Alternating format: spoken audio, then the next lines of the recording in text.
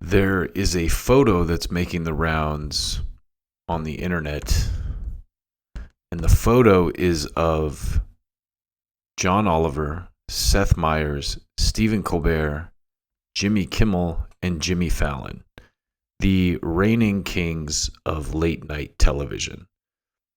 So I wanted to take a minute to document the rise and fall of late night television, because I believe that late night television as we know it is pretty much over. And this picture is kind of like maybe the last supper of late night television. So let's start with the history of late night television. So this is from Wikipedia.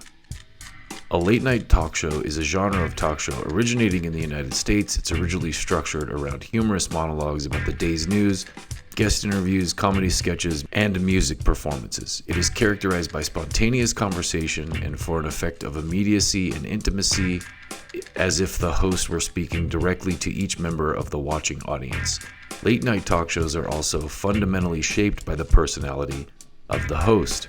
The late night talk show format was popularized by Johnny Carson and his sidekick Ed McMahon with The Tonight Show, starring Johnny Carson on NBC.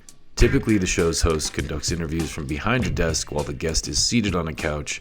Many late night talk shows feature a house band, which generally performs cover songs for the studio audience during commercial breaks and occasionally will back up a guest artist.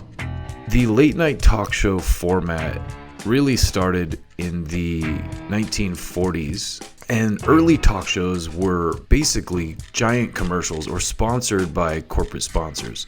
The Pepsodent Show, for example, which opened each weekly episode with host Bob Hope's rapid-fire, topical, and often political observational comedy, was a particularly important predecessor to the late-night format, and it was sponsored by Pepsodent toothpaste. The Ed Sullivan Show was also an early variety show, and then also the Texaco Star Theater with Milton Berle, which of course was sponsored by Texaco. Oh, we're the men of Texaco. We went from Maine to Mexico. There's nothing like this Texaco of ours. So even back then, these early talk shows had a very corporate-leaning stance, and they were sponsored by big multinational companies, or at the time, some of the biggest companies in the United States. Now, Steve Allen was the original host of The Tonight Show, but before Johnny Carson, there was a guy named Jack Parr who hosted The Tonight Show, and there was a very important incident involving censorship with Jack Parr. According to a website called eyesofageneration.com, on February 11th, 1960, Jack Parr walked off The Tonight Show for a month after NBC censors edited out a segment taped the night before. As he left his desk, he said, "I am leaving The Tonight Show. There must be a better way of making a living than this." Parr's abrupt departure left his startled announcer, Hugh Downs, to finish the broadcast himself. The show is sold out. It's the highest, I think, money producer for this network. And I believe I was let down by this network at a time when I could have used their help. You have been peachy to me always. Jack, you know what I said to you.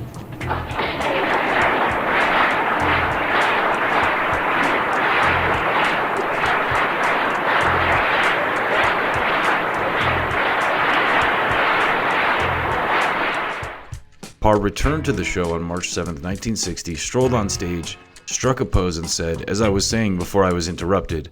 After the audience erupted in applause, Parr continued, "When I walked off, I said there must be a better way of making a living.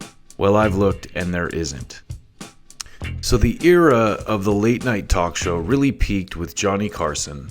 The Tonight Show starring Johnny Carson was the most widely viewed late-night talk show.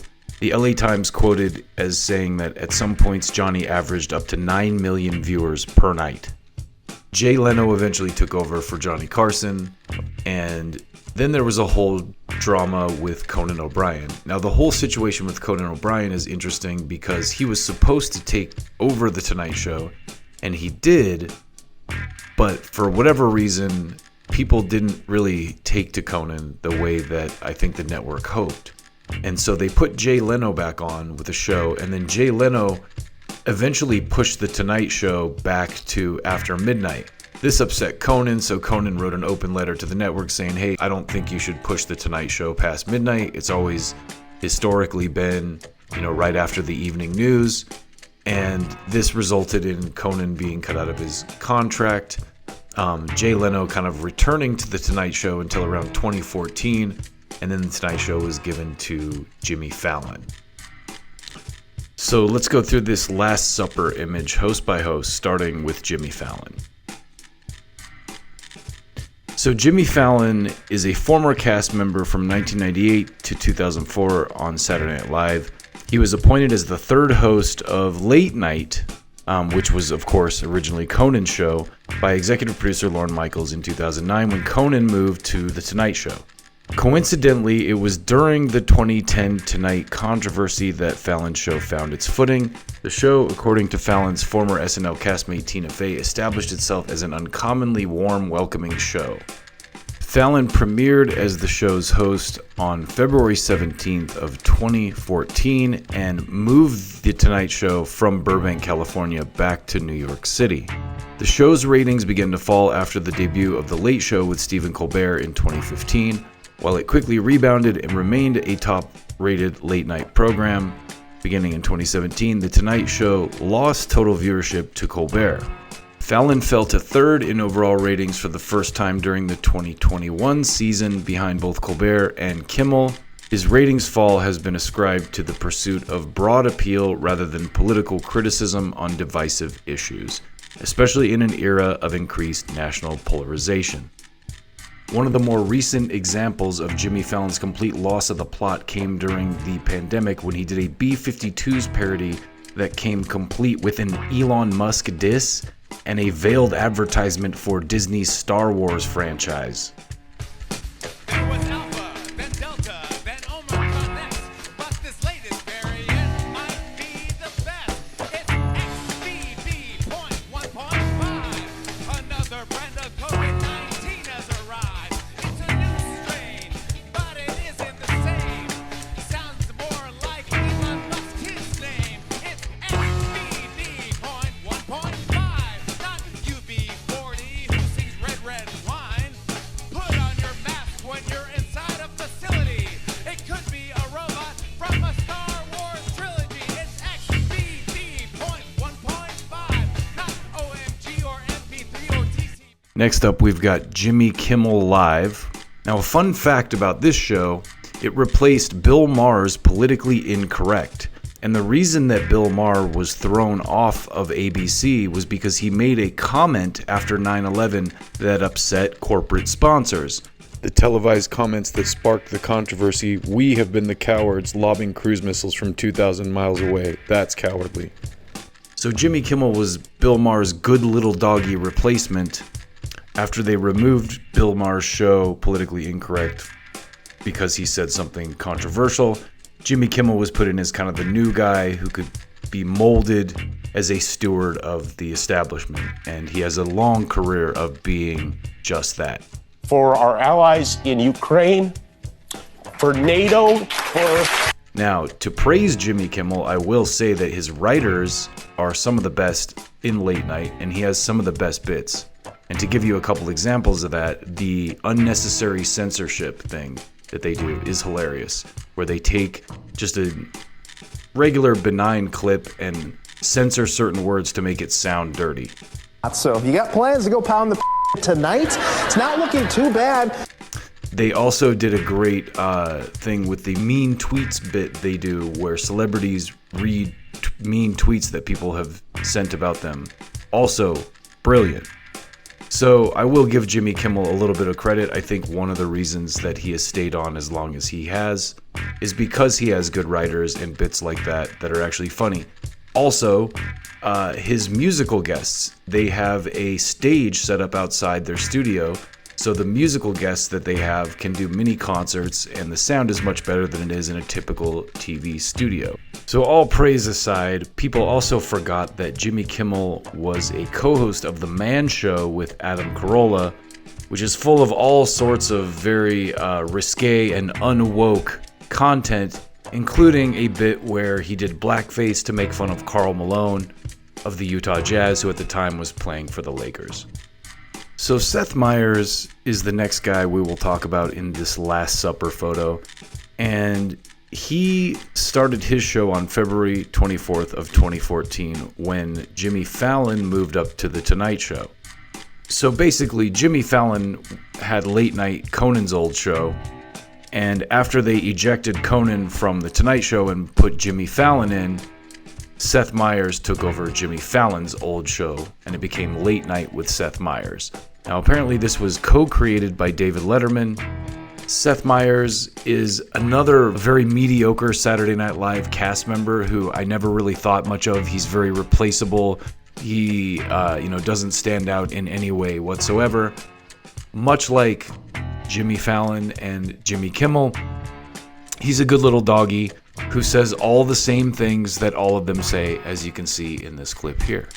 Well, here we are, you guys. Donald Trump is now the presumptive GOP nominee for president, again, for a third time, despite the fact that he's a twice-impeached, four-time criminal indictee and racist who's been found liable for fraud and sexual abuse, banned from doing business in the state of New York for 3 years, owes over $500 million in fine, took millions from foreign governments while he was president, tried to extort a foreign country to interfere in an election in 2020, and encouraged another to help him win in 2016, actively undermined the nation's response to a once-in-a-lifetime pandemic, and let a deadly disease spiral out of control. It's about to go on trial for breaking campaign finance laws by paying hush money to cover up an affair during the 2016 campaign. Orchestrated a months-long coup attempt that culminated in a violent insurrection to disrupt the peaceful transfer of power and install him as an unelected dictator. Stole classified documents and obstructed attempts to get them back, has never once won the popular vote and has been routinely rejected by a majority of Americans in election after election. Spews deranged conspiracy theories about everything from climate change to immigration to vaccines to windmills. Glitches on 3-syllable words, 2-syllable words, and 1-syllable words. Cheats at golf. Can't spell his own name, his wife's name, or the words indicted, education, unprecedented, stolen, Denmark, Kentucky, or tap. And is, on top of everything else, the single weirdest and most off-putting human being on the face of the planet. And this is the same planet Ted Cruz lives on, so that's saying something. So remember when comedy used to be edgy and, challenging? That's not Seth Meyers. He repeats all the same stuff that CNN and MSNBC say verbatim pretty much, and tries to make it seem like it's funny. So vapid content like Seth Meyers is a great example as to why people are largely tuning out of late night talk shows, but let's keep going here with your boy John Oliver. Now, John Oliver has done a lot of good stuff. He's done takedowns on companies like Chuck E. Cheese and Subway. But it's clear that John Oliver is yet another one of the defenders of the status quo when he, for example, attacks RFK Jr. with flat-out lies and disinformation like he does in this clip. Comedy typically speaks truth to power. I think this is where guys like John Oliver have completely lost the plot. He sounds smart because he has a British accent, but it's very clear that what they're doing is disingenuous, and all the stuff that John said in that bit, you could hear on MSNBC, CNN, in the echo chamber. So late night TV used to be edgy. These types of shows used to be edgy and push the envelope, but now they just repeat the corporate narrative and try to act like it's edgy to be a bootlicker and repeat the status quo narratives and never ask questions or challenge anything. He also disingenuously smeared Tucker Carlson as a racist white supremacist. So it's very clear that John Oliver, again, is one of these Last Supper hosts that deserves the massive exodus of audience that he is seeing, as are a lot of the other guys in this photo. So the final host in our Last Supper photo, detailing the rise and fall of late night television, is Stephen Colbert. And this one is by far the saddest to me because the Colbert Report was one of my favorite shows. I have Stephen Colbert's books and all that stuff. Just to detail how far this guy has fallen, let's show a little bit of the White House Correspondents' Dinner when he lambasted the Bush administration. I believe the government that governs best is the government that governs least. And by these standards, we have set up a fabulous government in Iraq.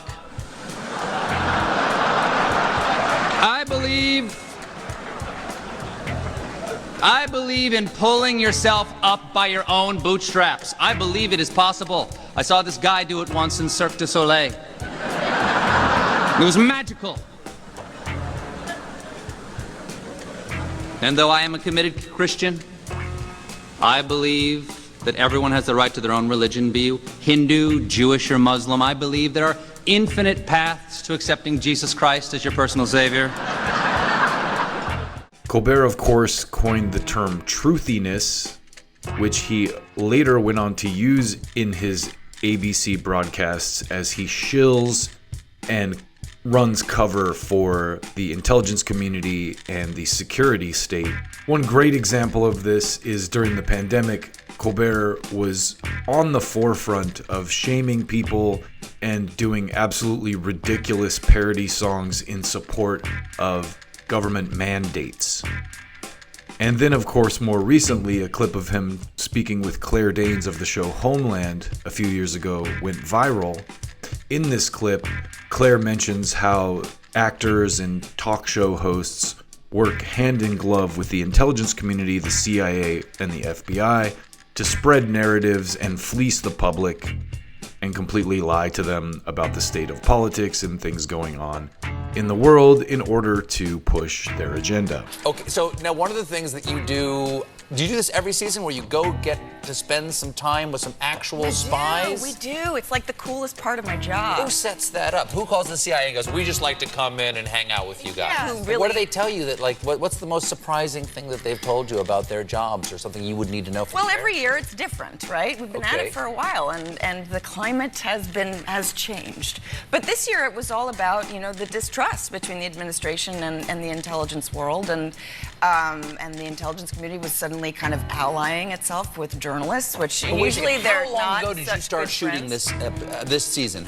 I also almost forgot about the time that Jon Stewart went on the Colbert Report and made some jokes about the nature of the timeline and narrative around the pandemic, and Colbert got very nervous and hurried and shut him down.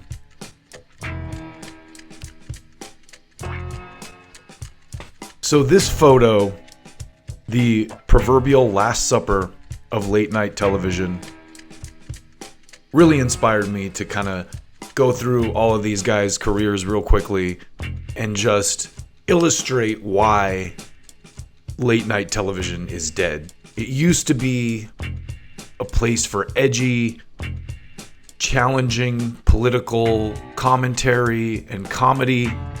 And now every single one of these hosts is an empty suit, a hack that's there to sell a narrative and perpetuate the status quo by lying to the public and repeating the same exact talking points that the mainstream news is selling. And the reason that guys like Jon Stewart and The Daily Show were so popular in their prime is because they did the opposite of that. But that's how far late night television has fallen. It's no longer a viable source of comedy and information. It is a milquetoast, carbon copy, watered down bucket of schlock served up to you by the Office of War Information type NGOs and government agencies specifically funded to control the narrative. And I'm so happy that the election came out the way that it did, because to me it proves that live streams and podcasts are the future. You have Joe Rogan, Tony Hinchcliffe, Theo Vaughn, guys like Jimmy Dore, Dave Smith, Candace Owens, Judge Napolitano, and of course The Gray Zone and Due Dissidence. These types of live streams and informative online news shows are where people now get their information from.